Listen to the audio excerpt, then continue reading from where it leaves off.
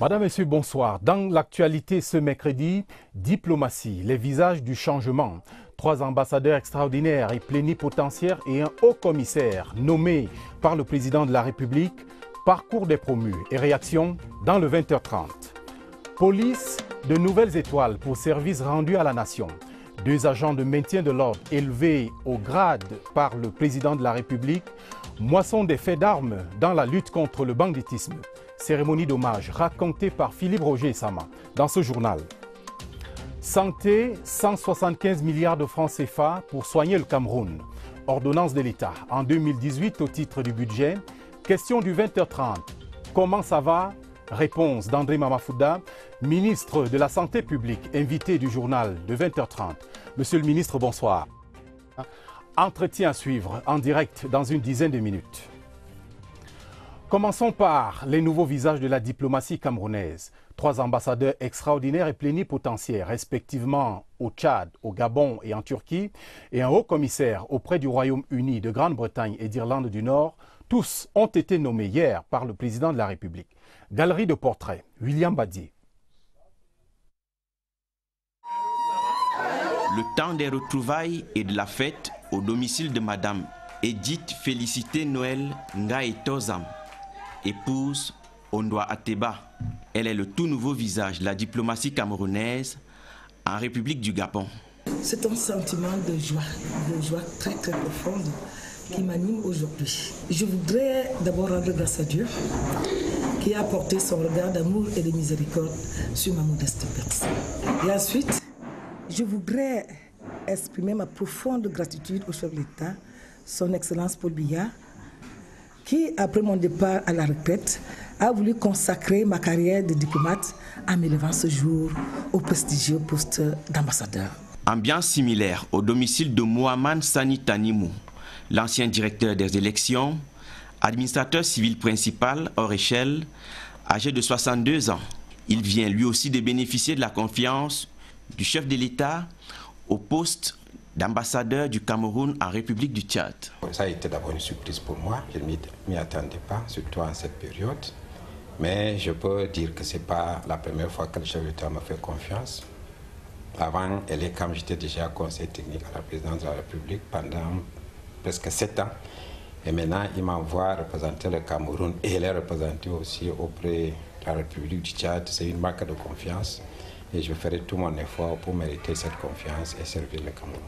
Promu ambassadeur extraordinaire et plénipotentiaire du Cameroun auprès de la République de Turquie, Victor Tchatcho vient de bénéficier de la confiance renouvelée du chef de l'État, lui qui avait précédemment exercé les fonctions de conseiller technique en charge des questions économiques à l'ambassade du Cameroun en France.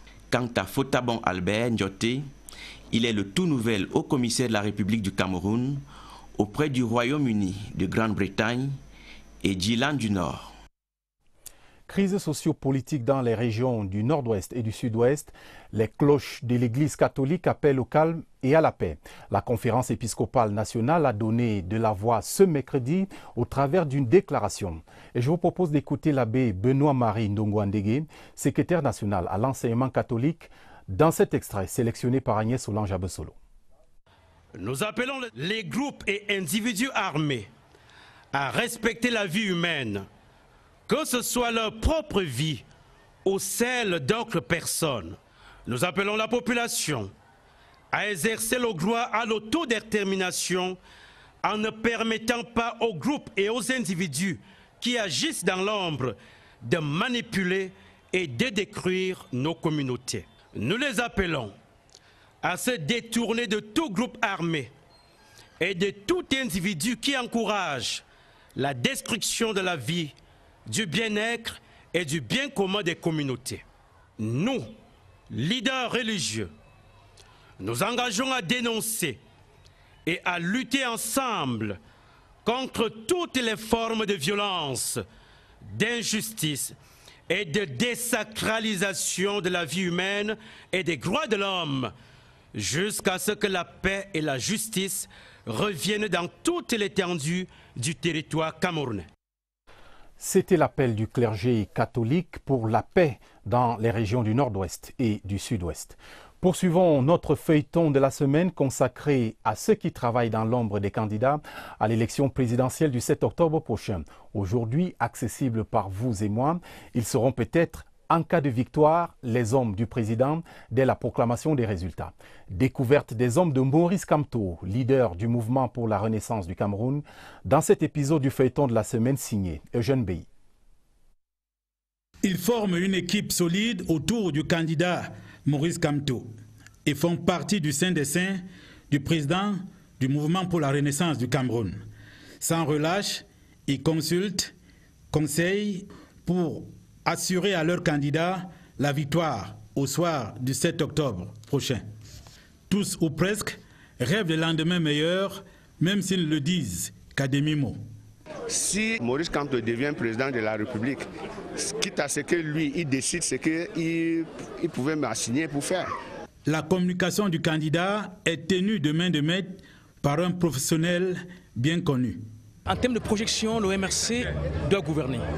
Notre rôle sera de faire que le Cameroun puisse retrouver des vertus telles que le travail, la justice et la prospérité notamment.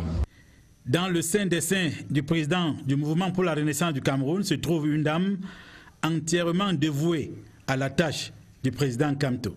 Les fonctions ne sont pas rémunérées au sein du MRC. Je ne vise pas un poste particulier, mais je suis prête à assumer toutes les fonctions que le président me confiera. Le député de Vouri-Est est le seul que compte le MRC au Parlement. Militant de la première heure, il reste tout entier au service du parti. Si le président Kamto est élu aujourd'hui, je serai d'abord très satisfait que mon combat politique depuis plus de 30 ans a abouti à une alternance. Dans ce cercle se retrouvent quelques militants de la diaspora.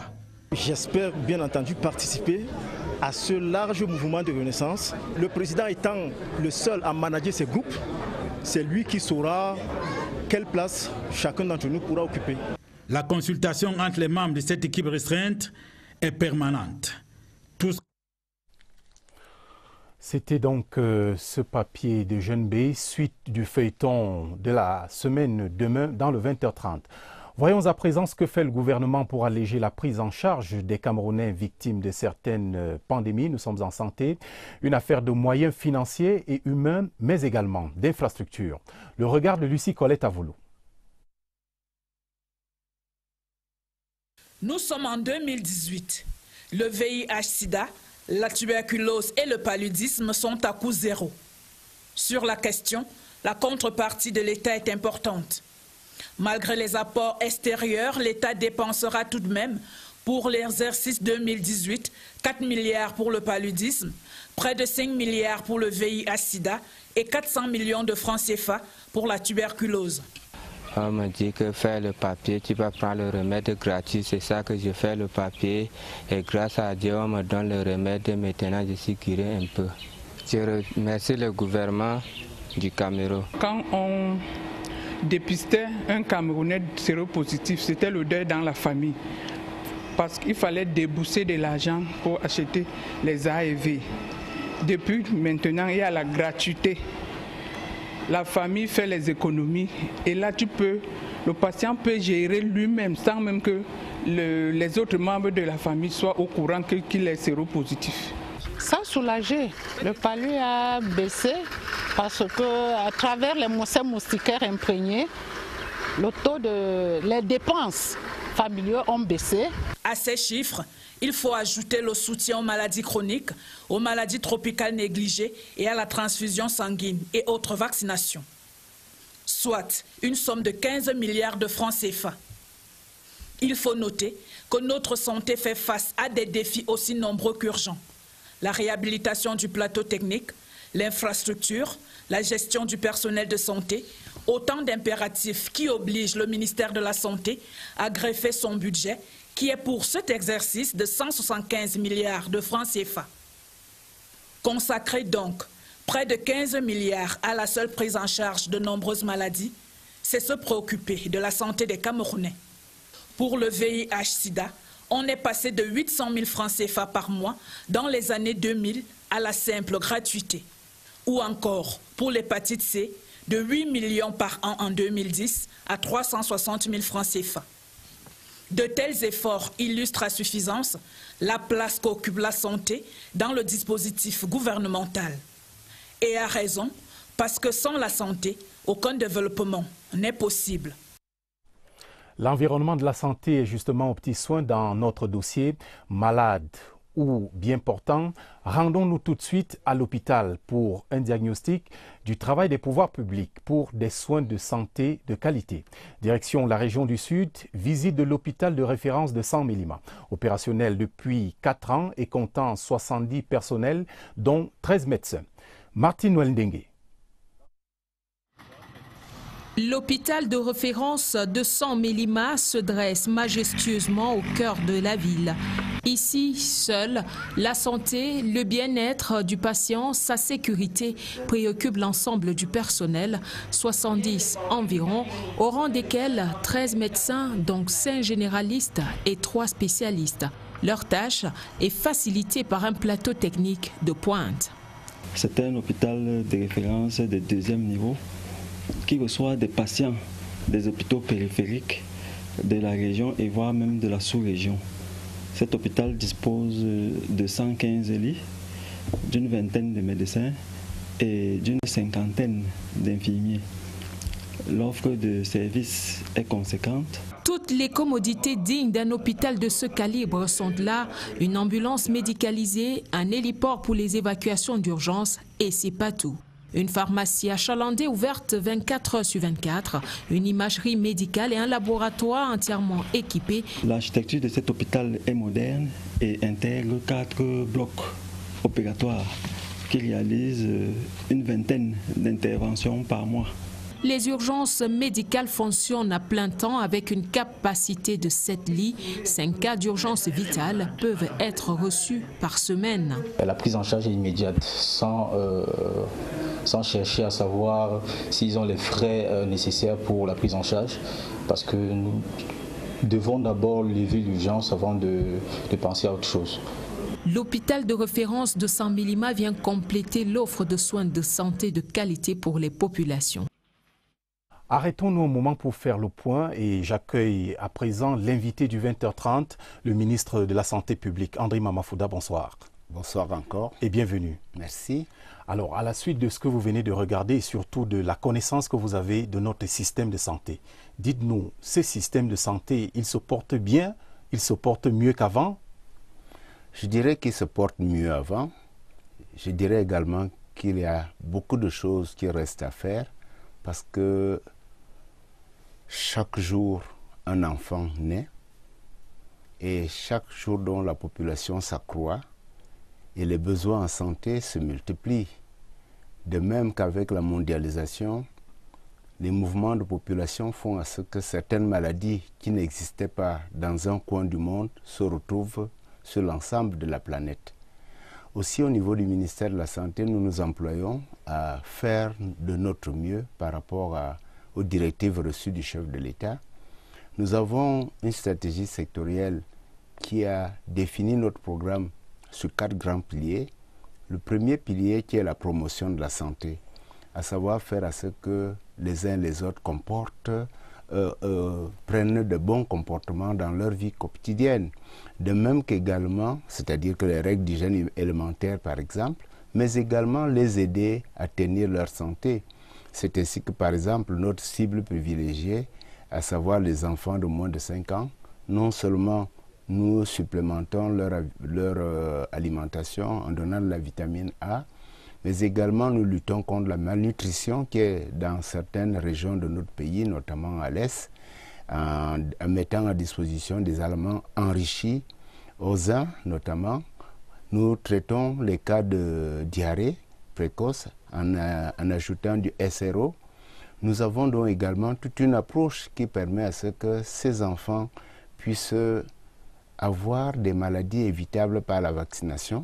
Autrement dit, Monsieur le ministre, vous mettez un accent sur la santé de la mère et de l'enfant. D'abord l'enfant. Maintenant, donc, la mère, qui est la génitrice, bien entendu, nous nous occupons aujourd'hui de savoir que la mère doit pouvoir accoucher dans de bonnes conditions.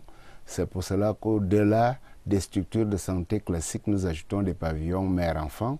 Nous savons que la maman est très très fragile, surtout vulnérable au paludisme. C'est pour ça que le chef de l'État a décidé qu'on puisse proposer le traitement préventif de lutte contre le paludisme dès le 4e mois de grossesse. Nous savons surtout que le paludisme est endémique dans notre pays. C'est pour cela que ce soit les enfants de moins de 5 ans, que ce soit les femmes enceintes, cette population reçoit des moustiquaires imprégnés et il y a donc des actions pour qu'on dorme sous moustiquaires imprégnés. Mais je vais au-delà de la population générale en ce qui concerne le paludisme, puisque vous savez que c'est pendant de 2011 à 2018, nous avons distribué près de 21 millions de moustiquaires et j'espère que vous dormez sous moustiquaire. Je crois que vous avez dû avoir votre moustiquaire. Absolument. Maintenant, donc, quand je dis que c'est mieux qu'avant, c'est qu'également nous avons le grand volet prévention de certaines maladies. Et là-dessus, nous savons que nous sommes un pays où le VIH-Sida est très très élevé. Nous devons donc tout faire pour empêcher la transmission. C'est pour cela que nous avons de grandes promotions des traitements, de l'utilisation des contraceptifs. Quand je dis contraceptifs, vous avez non seulement les condoms qui permettent à ce que les femmes ne conçoivent pas, mais également les condoms qui permettent à ce qu'on ne contracte pas les IST et bien entendu le VIH-Sida. Monsieur le ministre, je souhaiterais qu'on parle un peu de la prise en charge d'une manière générale. La prise en charge est bonne. Et c'est un problème qui fait grincer des dents. Pourquoi des structures comme le centre des urgences de Yaoundé ne peuvent pas être multipliées dans les régions du Cameroun? Qu'est-ce qui est fait pour cela, pour améliorer la prise en charge? Là, vous abordez que les urgences. Mais la prise en charge globale, il faudrait peut-être la voir. Je crois qu'il est important de savoir que la prise en charge, c'est à travers le réseau de formation hospitalière que nous avons. Et là, au niveau public et privé, nous sommes au-delà de 5000, mais le public tout seul est déjà dans l'ordre de 2500 formations sanitaires publiques.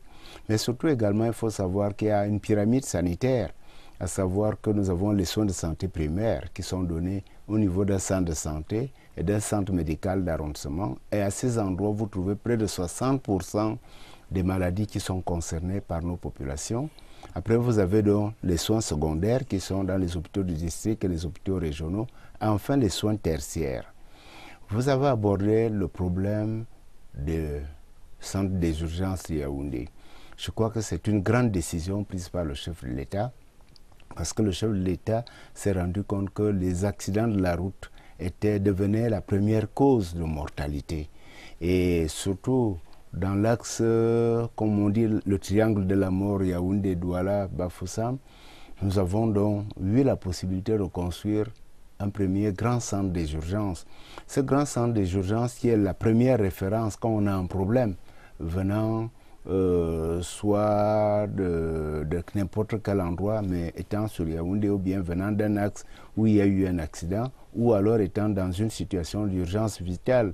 Ce centre des urgences ne remplace pas ou bien n'efface pas les pavillons d'urgence qui existent dans les formations sanitaires. Mais ça a l'avantage que c'est un centre des urgences où vous trouvez du personnel 24 heures sur 24, où vous avez l'ensemble des professions, dont ces multispécialités, alors que vous pouvez peut-être, si vous allez dans un pavillon d'urgence d'un hôpital, trouver peut-être des internes ou des résidents et attendre donc l'arrivée du spécialiste.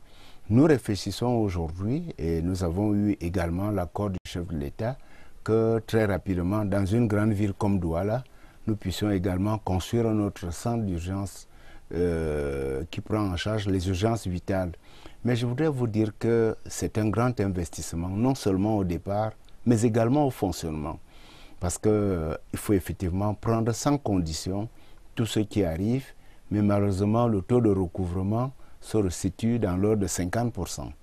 Et les médecins n'ont pas le temps d'aller sur les patients qui sont sortis guéris. C'est pour cela que nous appelons toujours au patriotisme des uns et des autres, pour que, après qu'on vous ait sauvé la vie, que vous pensiez venir payer la facture. C'est toujours un peu difficile à suivre tant du moment où on est déjà en santé, mais nous espérons que le message est passé. Mais maintenant, il y a un autre aspect de prise en charge que vous n'avez peut-être pas abordé. C'est toutes les dispositions, on peut dire gratuites, décidées par le chef de l'État. Nous avons la prise en charge du VIH-Sida. Je voudrais dire qu'en 2007, nous avions à peine 25 000 personnes sous antirétroviraux. Aujourd'hui, nous avons multiplié, on est à plus de 260 000 qui sont sous traitement. Je voudrais également vous dire qu'on a beaucoup investi dans cette prise en charge parce qu'avant, c'était plusieurs comprimés. Aujourd'hui, c'est un seul comprimé par jour. Il n'y a pas que le VIH-Sida, mais il y a la tuberculose. Je crois qu'il faudrait savoir que nous avons 245 points de traitement de la tuberculose sur l'ensemble du territoire. Et nous avons aujourd'hui 10 centres de traitement de la des tuberculoses multirésistantes. Surtout également, nous avons des outils diagnostiques très élaborés, TB-LAMP ou bien XPERT. Et XPERT est le seul outil aujourd'hui pour détecter la tuberculose multirésistante. Et je voudrais dire qu'au Cameroun, nous avons un taux de guérison de près de 85%. Et les pays voisins viennent également trouver des solutions chez nous. Parlons un peu du cas des patients sous hémodialyse, Monsieur le ministre, qui souffrent énormément. Dites-nous, les choses ont-elles changé avec l'avènement des centres d'hémodialyse et d'imagerie médicale? Ça a beaucoup progressé parce qu'en 2007, il n'y avait que 2 centres d'hémodialyse. Un centre à l'hôpital général de Yaoundé, un centre à l'hémodialyse, un centre à l'hôpital général de Douala. Et il y avait un praticien qui avait 2 postes de dialyse. Le chef de l'État a décidé qu'on puisse décentraliser la prise en charge. Donc on multiplie les centres d'hémodialyse. Nous savons aujourd'hui que nous en avons dans 6 autres régions qui sont fonctionnelles, en plus des 2 centres qui existaient déjà dans les hôpitaux généraux, mais également on a ouvert un centre au CHU. C'est donc très important. Les 2 derniers centres qui sont en construction, c'est Bafoussam et Ngaoundéré. C'est donc des centres qui ont permis d'abord de ramener les malades dans leur région d'origine, puisque tous les malades venaient que sur Yaoundé et Douala, mais également d'augmenter la capacité. C'est quand même près de milliers de patients qui sont pris sous l'approche chronique dans tous ces centres-là. Certes, vous avez dit que ces patients souffrent. Ça veut dire que vous voulez dire que de temps en temps, nous notons des tensions dans l'approvisionnement des kits de dialyse. Vous avez bien compris, monsieur le ministre. Oui, j'ai bien compris, mais je voudrais dire qu'un kit de dialyse n'est pas un seul médicament. C'est un ensemble de 15 composants. Il suffit qu'un seul composant soit manquant pour qu'on ne puisse pas effectuer la dialyse. Je voudrais également dire que les kits de dialyse ne se vendent pas dans les pharmacies. Parce que malheureusement, jusque-là, les kits de dialyse sont, je devrais dire, adaptés suivant l'origine du générateur de dialyse. Donc il y a des recherches qui sont faites par des pays que nous connaissons et qui cherchent à fabriquer aujourd'hui, on pourrait dire, des clones, comme pour les ordinateurs. Mais jusque-là, le résultat n'est pas encore probant et nous restons donc tributaires de ceux qui nous livrent les générateurs. Nous travaillons en ce moment au Cameroun avec les deux qui sont les leaders mondiaux, le premier et le deuxième. Le premier, c'est Fresenius Medical Care allemand. Le second, c'est Nipro qui est japonais. C'est les 2 qui sont au Cameroun. Donc nous faisons le maximum pour que nos patients en insuffisance rénale puissent recevoir leurs soins au bon moment. Certes, il y a des fois des tensions de stock, mais je me félicite de leur compréhension et nous faisons le maximum. Alors, monsieur le ministre... Mais j'ai oublié une dernière chose, ce qui est important. Oui, c'est qu'également, c'est une forte subvention. Une subvention de l'État? Oui, parce qu'une séance de dialyse coûte dans l'ordre de 100 000 francs. Le patient paye 5 000 francs. Le patient prend 2 séances de dialyse par semaine. Ce qui voudrait dire que c'est 200 000 francs que ça devrait coûter. Et vous multipliez par 4 semaines, ça fait 800 000. Donc, si vous enlevez les 20 000 de contribution du patient, vous voyez tout ce qui reste à la charge de l'État. Si vous multipliez par 12, vous vous rendez donc compte qu'un patient coûte 1 million par an. Alors, multiplié par 1000 patients aujourd'hui, c'est une subvention très importante. Et c'est un grand pas qui est fait et c'est une décision du président. C'est un grand pas, mais Monsieur le ministre, il reste quand même que le plateau technique de nos hôpitaux d'une manière générale et même la situation du personnel demeure des préoccupations et je ne veux pas vous rappeler les grognes que nous avons eues au cours de l'année ou l'année dernière. Est-ce qu'il y a des choses qui sont faites ou qui vont se faire pour rassurer les Camerounais dans ce sens? Le plateau technique au Cameroun s'est nettement amélioré. Et je voudrais dire que le plateau technique, c'est deux grandes composantes. La première composante, c'est d'abord l'infrastructure plus les équipements. Et la deuxième composante, ce sont les hommes. Nous avons aujourd'hui des ressources humaines qui sont formées. Avant, on ne formait que les médecins généralistes. Aujourd'hui, on forme les spécialistes. Donc, de plus en plus, nous avons l'ensemble des filières qui exercent au Cameroun. Nous avons une carte qui est là. Nous avons le strat des catégories de formation sanitaire. Et nous pensons que cette carte se densifie, que les équipements également se modernisent. Mais attention, nous sommes un pays émergent, en voie d'émergence. Et ce qui signifie... Nous devons l'atteindre. Nous ne sommes pas encore arrivés en 2035. Nous ne pouvons pas être comme un pays européen. Mais nous sommes nettement mieux que plusieurs pays africains. Nous progressons donc. Nous regardons tous les nouveaux hôpitaux modernes que nous construisons aujourd'hui. Nous constatons aujourd'hui qu'on vient chez nous aussi. C'est parce que les Camerounais ne semblent pas voir que nous sommes la destination sanitaire des autres pays de la sous-région. Nous devons quand même apprécier que nous avons le centre de référence d'ophtalmologie de toute l'Afrique centrale. Et même, je pourrais dire, subsaharienne, à Obac, c'est très important. Nous pouvons apprécier ce qui s'est fait au Crasser, c'est important. Nous voyons nos hôpitaux gynéco-obstétriques et pédiatriques, dont une femme ne meurt plus parce qu'elle a fait une grossesse extra-utérine au Cameroun. Donc il y a beaucoup de choses qui ont évolué et continuer à dire qu'il n'y a pas de plateau technique, c'est difficile quand je sais qu'en 2007, il n'y avait que 2 scanners. Disons que le plateau technique actuel est à parfaire. Il est parfait, c'est parfait et il s'ajoute maintenant donc en ce qui concerne les ressources humaines. Je suis d'accord avec vous. Les salaires ne sont peut-être pas au niveau des salaires européens et je crois que le chef de l'État s'occupe de ça parce que non seulement il y a eu la petite difficulté qu'il y avait entre les contractuels et les fonctionnaires. Et vous savez qu'un texte a été pris en 2017.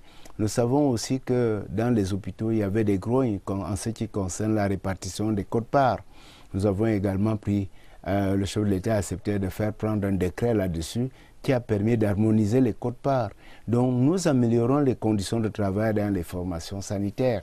Et nous pensons que ce personnel va pouvoir faire de mieux en mieux et surtout rester au pays et donner le meilleur de lui-même. Il nous faudra peut-être toute une émission pour parler de toutes ces questions. Je crois que vous avez raison parce qu'en 10-15 minutes, on ne pourrait pas. Mais pour terminer, en quelques secondes, Monsieur le ministre, réagissez quand même sur la sécurité, sur la couverture santé universelle. Nous en avons parlé hier avec le ministre du Travail et de la Sécurité sociale.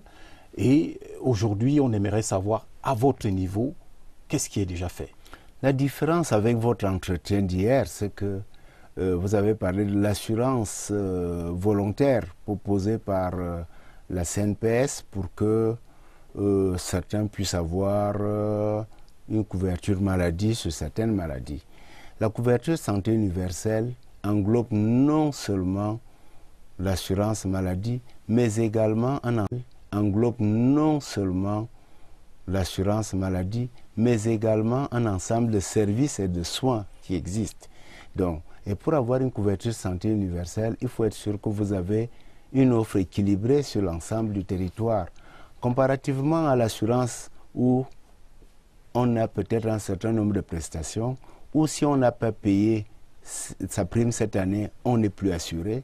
Parler de couverture santé universelle veut dire que personne ne sort du dispositif et que nous devons nous assurer que les dispositifs de financement et de contribution sont des dispositifs qui sont mis en place d'une manière pérenne. C'est faisable?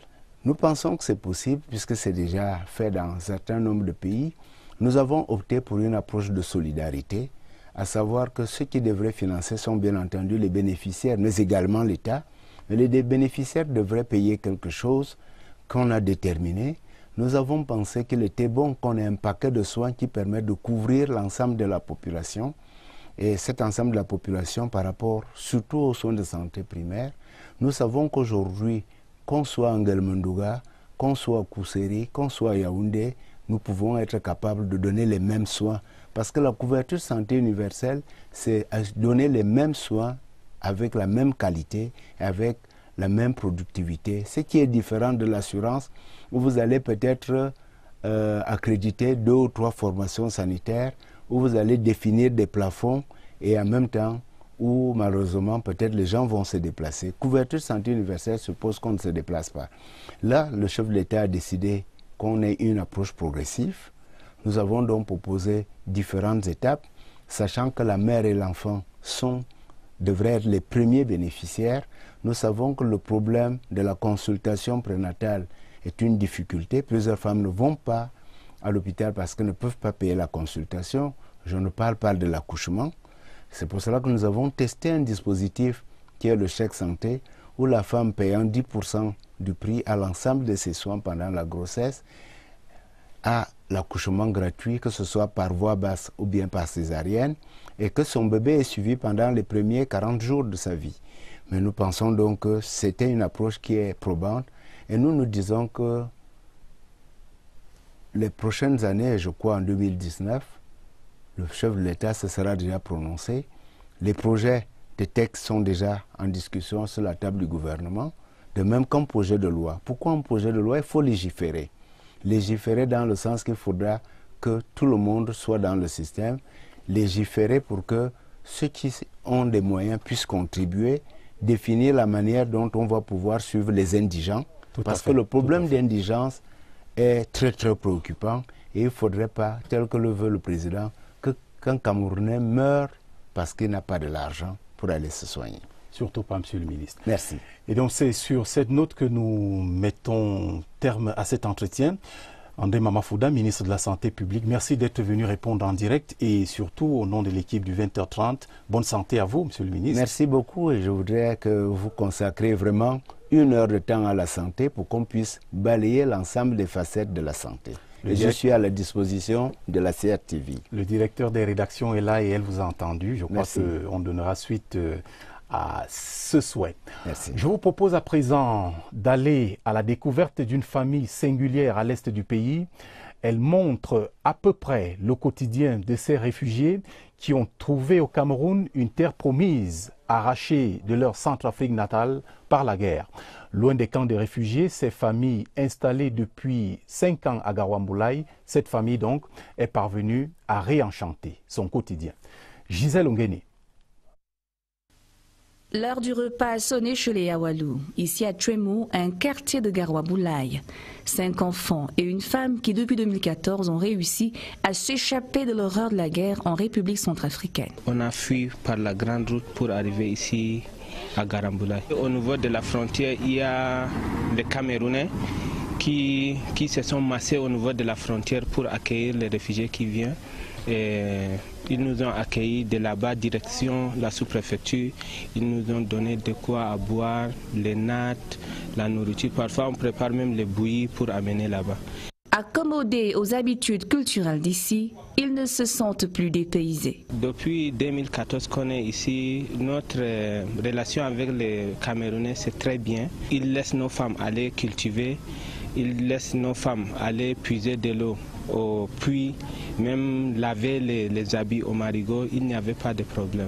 Et les Camerounais donnent nous aussi des espaces pour cultiver, parce que parmi nous, il y a beaucoup de cultivateurs. Mahamadou Awalou, 39 ans, le chef de cette famille intégrée et épanouie, est un homme d'affaires prospère. J'ai investi, j'ai donné à mes frères qui sont en train de tourner, j'ai acheté les motos, j'ai fait les cafétérias. Établi dans ce lopin de terre, il améliore au jour le jour tout en participant au développement de cette localité, cadre de l'un des 4 camps de réfugiés de la région de l'Est, le camp de Tchouemou. La Cour d'appel du centre, bientôt dotée d'un complexe moderne de services judiciaires, le ministre d'État, ministre de la Justice, garde des Sceaux, a visité les chantiers de construction ce mercredi à Yaoundé. Laurent Esso est allé évaluer l'évolution des travaux. Les constats de notre reporter Nicole Doudou. Infrastructure inédite dans le paysage judiciaire au Cameroun. Un marché global de près de 9 milliards de francs CFA. L'immeuble à l'allure futuriste que visite en deuxième position le ministre d'État, ministre de la Justice, garde des Sceaux, Laurent Esso, sera constitué de 5 édifices, dont une tour de type R+13 de 180 bureaux, un bâtiment de type R+2 pour les tribunaux administratifs de Yaoundé, un autre de type R+3 pour le corps spécialisé et 2 bâtiments R+2 réservés aux salles d'audience. Les ingénieurs de l'entreprise chinoise ETIEC sont à pied d'œuvre depuis 2014. Seulement en date du 19 septembre 2018, le délai de livraison est consommé. Les problèmes d'ordre technique ne permettront pas que nous ayons ce délai qui était au mois de mars 2019. On ne peut pas non plus bricoler au motif qu'il y a une urgence. Il vaut mieux avoir un ouvrage bien fini dans des délais et un ouvrage solide qui va résister au temps. Et pour le moment, pour ce qui a été réalisé, nous sommes satisfaits. Le patron de la justice camerounaise, avec à sa suite une forte délégation, était déjà en matinée ce mercredi sur le chantier de l'extension du bâtiment principal du ministère de la Justice. Le ministre d'État Laurent Esso, satisfait à cette étape du rythme des travaux. Livraison annoncée dans 6 mois.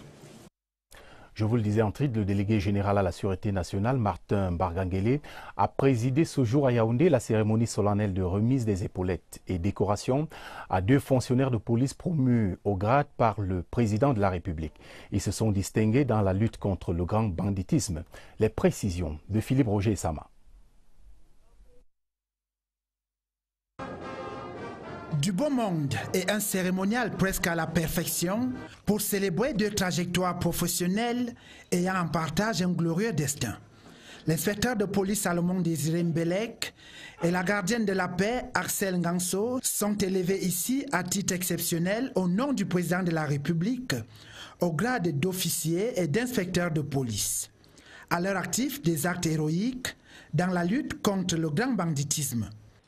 L'officier de police a maîtrisé un assaut terroriste contre le domicile du ministre secrétaire général à la présidence de la République, Ferdinand Ngongo.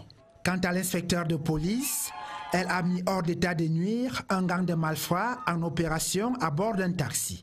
Leur acte héroïque leur vaut aussi la remise de la distinction de chevalier de l'ordre de la valeur.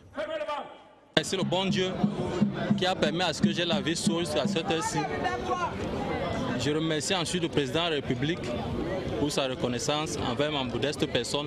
Ma profonde gratitude envers le chef de l'État, son Excellence Paul Biya, qui a su reconnaître notre engagement, notre professionnalisme, notre loyalisme. Le délégué général à la Sûreté nationale a situé l'acte du chef de l'État ainsi mis en scène dans le sillage de la reconnaissance des sacrifices consentis par les forces de défense et de sécurité dans la lutte contre le terrorisme. Ces récompenses constituent une marque de reconnaissance, un témoignage à tous les fonctionnaires de police et partant à toutes les forces de défense et de sécurité qui ont sacrifié leur vie pour faire régner l'ordre public dans toutes les régions de notre pays. L'occasion de cette cérémonie a permis à Martin Barganguele de rassurer les citoyens sur la détermination de la police à sécuriser le processus électoral en cours et à bannir les bandes de terroristes qui contestent l'autorité de l'État dans certaines localités de la République. Avant de continuer ce complément d'information en rapport avec la position des religieux sur la crise dans les régions du nord-ouest et du sud-ouest diffusée en début du journal, j'ajoute que cette déclaration, la déclaration de Yaoundé, était conjointement signée par les leaders de l'Église catholique, des protestants et des musulmans. Elle brille donc, finalement, les étoiles de la police, faisant oublier les tracasseries et abus qui ont par le passé terni l'image de ce corps auprès des usagers. Ces changements sont le fait des mesures prises par le président de la République et le reflet de l'impulsion du délégué général à la Sûreté nationale, Joseph Clément Omba. De nouveaux galons sur les épaules de 2 fonctionnaires de police qui se sont distingués par des actions d'éclat, ayant mis en exergue leur bravoure et leur professionnalisme. Aux grands hommes, la patrie reconnaissante, des galons amplement mérités pour ces policiers qui n'auront passé que 3 ans et 15 mois pour évoluer d'un grade à l'autre au lieu de 12 ans et 9 ans au moins. Leur comportement exemplaire contribue à rehausser l'image de marque de la Sûreté nationale. Et l'acte présidentiel des promotions à titre exceptionnel récompense le mérite. Il sert aussi de scène émulation dans un corps où tout fonctionnaire de police peut bénéficier des mêmes promotions à titre exceptionnel. Dans le contexte actuel, la police s'est efforcée de demeurer un outil de promotion du vivre ensemble et de préservation de la paix. La MU est saluée par les populations dans une parfaite symbiose avec des forces vives de la nation. Nous voyons la rapidité de l'intervention de la police aujourd'hui. Moi je vis du côté de Ngousso et généralement tous les matins nous savons que dans la ville de Yaoundé, le quartier Ngousso est un quartier assez embouteillé. Et moi chaque matin quand je vais au travail, je n'ai plus de soucis d'embouteillage, donc j'arrive de moins en moins en retard. Globalement, ils font bien leur travail, mais n'empêche vraiment que dans toute société, il y a certaines brebis galeuses. Il faut encore plus d'éducation, le civisme, être poli envers les citoyens. Les recrutements décidés ces dernières années par le chef de l'État, la dotation en moyens logistiques et équipements adéquats, la multiplication des services locaux, la mise en place d'un numéro vert, le 1500, l'apport efficace des équipes spéciales d'intervention rapide et CIR, un profil de carrière revu et corrigé sont des actes de sollicitude du chef de l'État qui donnent de bons résultats actuels avec une police au service de tous et de chacun. Le ministre de l'Eau et de l'Énergie est en visite de travail dans la région de l'Est. Gaston Elundu Esomba a visité les sites abritant les projets susceptibles d'améliorer les conditions de vie des populations en matière d'eau et d'électricité. Des précisions de Jean du Nord Kemché à Berthois. À son terme fixé en juin 2019, le projet de réhabilitation et d'extension du réseau de la station de traitement en eau potable qui a transformé Berthois en un vaste chantier permettra aux populations de la ville d'avoir un meilleur accès à l'eau potable et d'être approvisionnées en quantité et en qualité. La ville de Berthois qui est alimentée en ce moment à hauteur de 30%. Pourra bénéficier très bientôt. Je voudrais avancer la date de juin 2019 à pratiquement 80% au moins. Pour le moment, c'est 2200 mètres cubes jour que peut produire la station actuelle et nous allons passer à 7500 mètres cubes jour. Sur les différents sites de ce projet que le ministre de l'Eau et de l'Énergie, Gaston Elundu Esomba, a visité, les travaux avancent normalement. Et le délai de juin 2019 pour la livraison du marché sera respecté, c'est-il fait dire. Même assurance à la centrale thermique de... Toutes nos excuses pour l'arrêt brusque de cet élément. Travaux pénétrantes est de la ville de Douala, malgré les pluies qui s'abattent sur la capitale économique. La progression du chantier est bonne et elle est évaluée à 60%. Ces travaux, nous dit-on, seront livrés d'ici la fin du mois de novembre. Marcel et Kassibili, CRTV Littoral. L'ouvrage est constitué de 4 alvéoles qui font chacune 4 mètres de largeur x 3 mètres de hauteur. Le dallo définitif, construit à l'entrée est de Douala, est passé par quelques stratégies d'accélération. On est en train d'assembler les éléments qui ont été précédemment préfabriqués. On a opté pour cette solution pour gagner du temps. Et maintenant, lorsqu'ils ont atteint leur âge de maturité et de résistance, ils ont été déplacés ici pour être assemblés. L'évolution des travaux est actuellement estimée à 60%. Et les ouvriers s'activent au quotidien pour réaliser cet ouvrage. Il y aura la réalisation de la dalle qui recevra la chaussée. Il manque aussi les la constitution du remblai technique de part et d'autre, les aménagements de la rivière et la protection de l'ouvrage. Tout de même, les pluies qui s'abattent régulièrement sur la capitale économique, associées aux problèmes de déplacement des réseaux, ont exigé quelques précautions supplémentaires. Hier même soir, il a plu intensément ici sur le site, mais nos équipes sont mobilisées pour évacuer ces pluies-là. On a mis en œuvre plusieurs pompes qui sont en train d'évacuer et de pomper l'eau qui peut exister. Le délai de livraison des travaux est fixé à la fin du mois de novembre prochain. L'ouvrage définitif prévoit une chaussée de 2 fois 3 voies. Le ministre du Travail et de la Sécurité sociale a effectué ce jour une descente dans une entreprise d'exploitation forestière basée à Yaoundé. Grégoire Ouona a pu évaluer le niveau de la mise en œuvre du travail décent et du dialogue social au sein de cette société. Confirmation avec Augustin Bidjoka. C'est après avoir enfilé casque et chasuble que le ministre du Travail et de la Sécurité sociale effectue sa visite dans cette société industrielle de Mbang qui a pour activité principale l'exploitation et la transformation des produits forestiers et des activités annexes. Cette descente de Grégoire Ouona rentre dans le cadre de la mise en œuvre des missions dévolues à son département ministériel, et parmi lesquelles la promotion du travail décent, la sécurité des travailleurs, le dialogue social entre autres. C'est le directeur général Erenio Matarassi qui conduit l'illustre visiteur dans les compartiments de l'usine. Chemin faisant, le ministre a droit aux explications. La sérénité des ouvriers est de mise, même si par endroits, la sécurité n'est pas totalement garantie. Le patronat et le représentant du personnel expriment leur gratitude au gouvernement pendant la séance de travail. L'hôte de l'entreprise encourage ses acteurs pour leur engagement.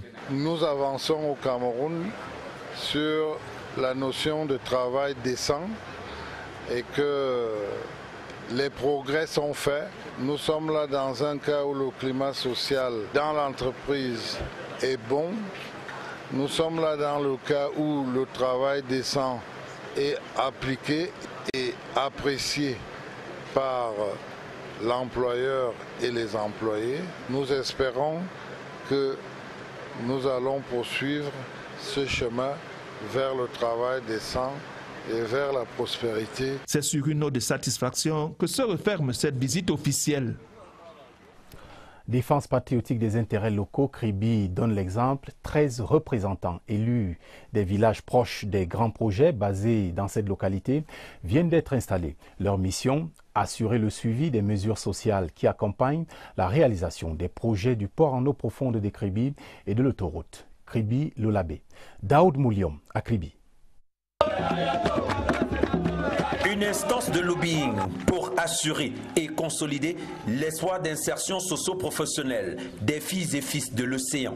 Le comité de suivi des mesures d'accompagnement social promu par les structures d'exploitation et les autorités compétentes au profit des populations riveraines du port de Kribi et de l'autoroute Kribi-Lolabé a déjà ses membres. Ils ont été installés ce 18 septembre à Mboro. L'instance stratégique qui vise patriotisme, justice, égalité de chance et mérite dans les rétributions liées aux retombées de ces projets et d'autres à venir dans la ville est pensée par les élus locaux à l'initiative du sénateur Grégoire Mbamba.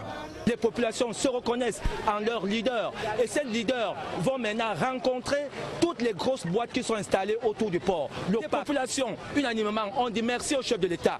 Ils sont 13 membres, élus dans leurs villages respectifs, pour porter les doléances des leurs auprès des recruteurs, responsables de structures et autorités administratives. Remercier le chef de l'État, qui est l'homme sur qui le Cameroun compte, l'homme sur qui les populations de Kribi de Mboro comptent aussi. Nous lui promotons un vote à 150%.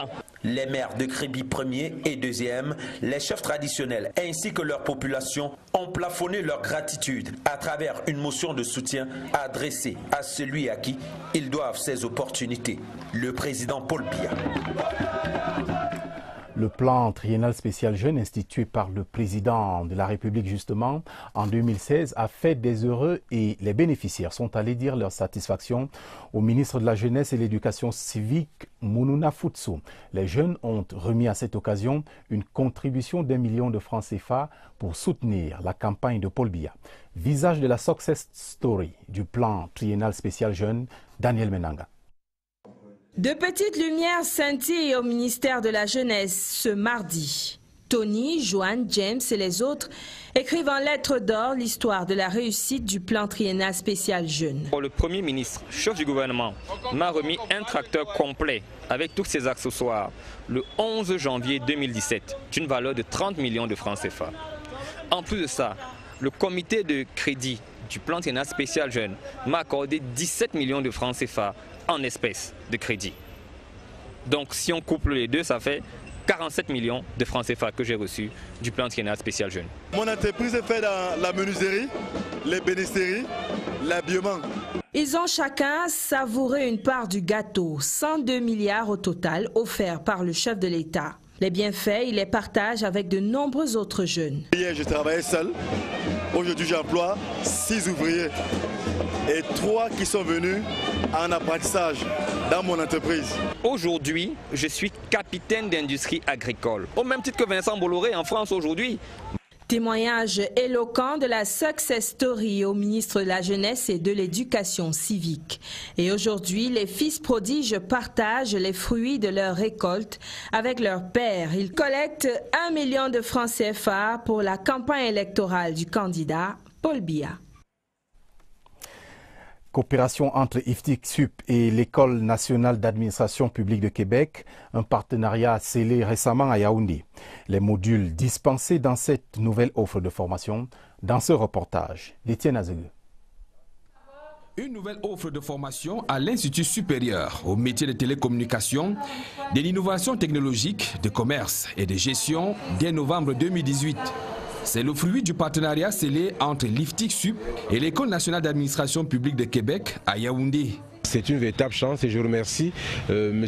Simon Chabot, qui est le directeur des relations internationales de l'ENAP. Je remercie le président de la République, le chef de l'État, le président Paul Biya, qui a donné son onction. La délocalisation de l'ENAP de Québec au Cameroun est salutaire pour notre pays.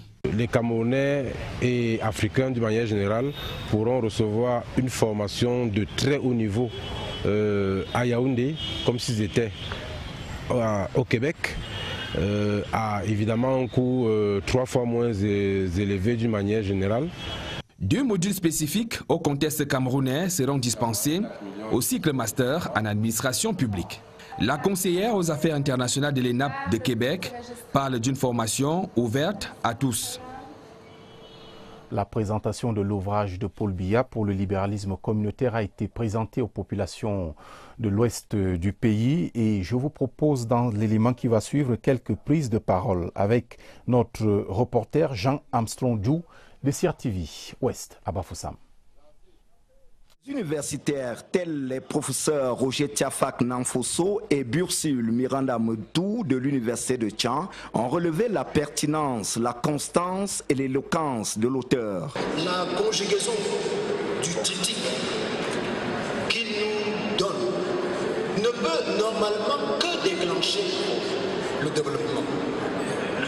Les politiques, tels le docteur Jean-Paul Biya, se sont apaisantis dans les domaines précis comme l'éducation. En plus de la gratuité de l'enseignement de base, le coût de la formation dans les universités est réduit, sinon insignifiant. But, la volonté d'amener tous les citoyens à cette formation. Le fils du paysan doit bénéficier de la formation comme le fils du bourgeois. Une illustration qui n'a pas échappé à un autre universitaire qui réagissait en outre comme élite de la région. Nous, les biaïstes, alors j'aurais très bien voulu que dans cette salle, tout le monde s'y trouve. Tout ce que le président avait envisagé dans le domaine de l'agriculture, dans le domaine de l'infrastructure, dans le domaine du service public, on se rend compte que tout cela s'est effectivement réalisé. Le gratin intellectuel a été consommé par les têtes couronnées de la région, les autorités administratives, politiques, les hommes d'affaires, les élites et les curieux. Tous ont ramené chez eux au moins un exemplaire de l'illustre ouvrage. Les militants et sympathisants du RDPC de l'arrondissement de Ngoura, c'est à l'Est Cameroun, promettent d'élire Paul Biya à 100% le 7 octobre prochain. Engagement pris le week-end dernier lors des rencontres familiales et fraternelles présidées par Joseph Lé, élite de la région et membre du gouvernement. Séraphin Jikam, de CRTV Est. Un tapis de paille déroule au sol par les dames de Garoua-Yaka pour accueillir la caravane des rencontres familiales et fraternelles conduites par le ministre Joseph Lé, avec à ses côtés le secrétaire d'État aux travaux publics en charge des routes, Armand Diodom. Il était justement question à la fois de sensibiliser nos frères et sœurs, toutes les populations, sur les enjeux de l'heure. Et leur dire que la solution pour le Cameroun, c'est le président Paul Biya. Dans l'arrondissement de Ngoura, comme ailleurs, où l'élite gouvernementale de l'Est est passée, les populations, parlementaires, forces vives, partis politiques alliés, militants et militantes du RDPC soutiennent le président candidat. Nous avions un seul candidat et la solution, c'est Paul Biya. Dans son propos, le ministre Joseph Lé, initiateur de ces rencontres familiales et fraternelles, a invité les uns et les autres à retirer leurs cartes électorales afin de plébisciter le président Paul Biya. Une motion de soutien et de déférence adressée au président national du RDPC a refermé ces rencontres familiales et fraternelles dans le département du Lom et d'Irem. Toujours à l'est du pays, signalons que les ressortissants de la KDI se sont retrouvés à Kenzou pour adopter une stratégie pour la prochaine campagne présidentielle. Les assises étaient présidées par Ernest Ngwaboubou. Retrouvons tout cela dans ce reportage de CRTV Est. C'est une Kenzou. La valeur que nous cherchons aujourd'hui, c'est la stabilité et la paix dans notre pays. Venus des différentes sections que compte ce département, les militantes, militants et sympathisants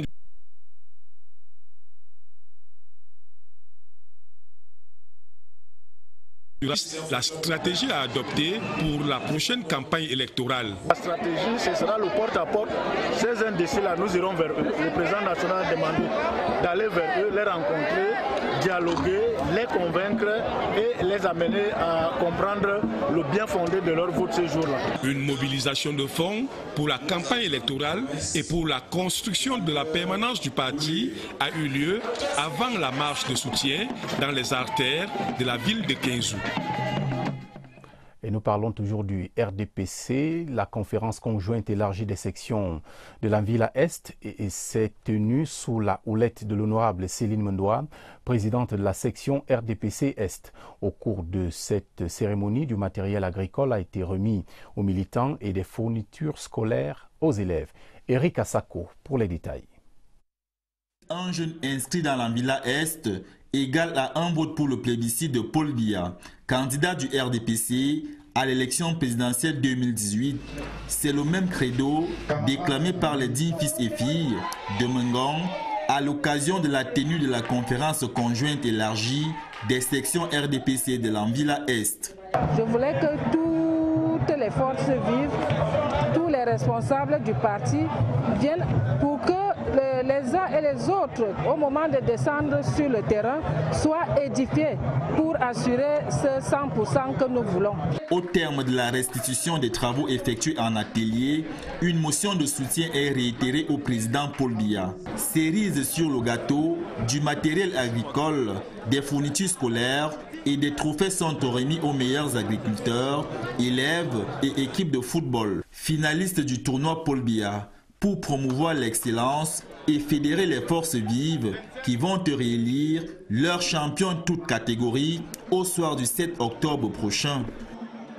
Partons du sud pour l'extrême nord. Les jeunes de la commune d'arrondissement de Marois 1er ont tenu une rencontre tout récemment au cours de laquelle ils ont reçu du matériel agricole et des outils pour des travaux ménagers, des dons de la section OJ RDPC Diamaré Centre au terme d'une conférence au cours de laquelle la jeunesse a été appelée à voter pour Paul Biya. Des précisions avec Job Nganadako de CRTV Extrême Nord. Dans le baromètre des performances des départements établi par le secrétariat général du comité central du RDPC, au terme de l'élection présidentielle de 2011, le Diamaré s'est classé 4e national. Il faut aller au-delà de cette performance. Le 7 octobre prochain, le département a les moyens de sa politique. Sur les 270 000 inscrits, il n'y a qu'environ 700 cartes qui ne sont pas encore remises à leurs destinataires légitimes. Le premier objectif d'abord, c'est l'objectif de la participation, 100% de participation, dont la légitimité au chef de l'État. La deuxième chose, c'est le défi de la sécurité lors de cette élection-là, avant, pendant et après les élections. Et le troisième objectif, c'est 250 000 voix au profit du candidat du RDPC, son Excellence Paul Biya. Pour assurer la réélection du président Paul Biya, la coordination départementale de la campagne dans le Diamaré a mis en place 17 sous-commissions, dont celle consacrée aux finances déjà à pied d'œuvre pour collecter 100 millions de francs CFA, enveloppe nécessaire au RDPC pour quadriller tous les départements du Diamaré. Le parti Univers quadrille également l'extrême nord, l'approche individuelle pour sensibiliser les potentiels électeurs de la région de l'extrême nord. C'est l'option du parti Univers dont le candidat est Cabral Libi. L'équipe de campagne est à pied d'œuvre, comme vous allez le voir dans ce reportage d'Alain Roger Gounadio. L'inauguration de la permanence du parti Univers à Maroua, en alliance avec le mouvement 11 millions de citoyens, marquait ici l'un des temps forts de la tournée de sensibilisation de l'équipe de pré-campagne conduite par le capitaine exécutif du parti Univers, professeur Koumvondo, dans la région de l'extrême nord. Nous avons découvert combien de fois les populations de cette localité sont enthousiastes à l'idée de voir s'installer le parti Univers associé. Dans les bas-fonds, tout comme dans la ville de Mokolo, dans le Mayo-Tchanaga, l'équipe conduite par le capitaine exécutif du parti Univers était porteur d'un message d'espoir. Nous appelons toute la population de Mokolo, en particulier les jeunes, d'accorder leur voix au candidat Cabral Libi lors du scrutin du 7 octobre prochain. Dans leur stratégie d'approche individuelle, adoptée pour sensibiliser les potentiels électeurs du parti Univers, des flyers contenant le projet de société et des t-shirts ont été distribués en vue de préparer la venue du candidat Cabral Libi dans la région de l'extrême nord.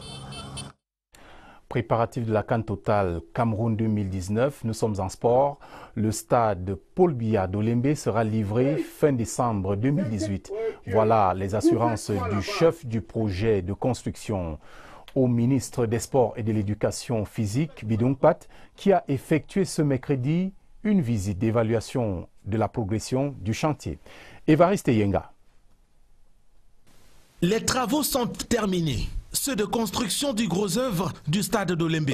Toute la partie structure est complètement terminée pour le stade. Nous avons bien démarré la toiture. On peut estimer à 50% de la toiture, ça ne veut pas dire grand-chose, mais on a fini la note de compression. On est en train de faire la tension.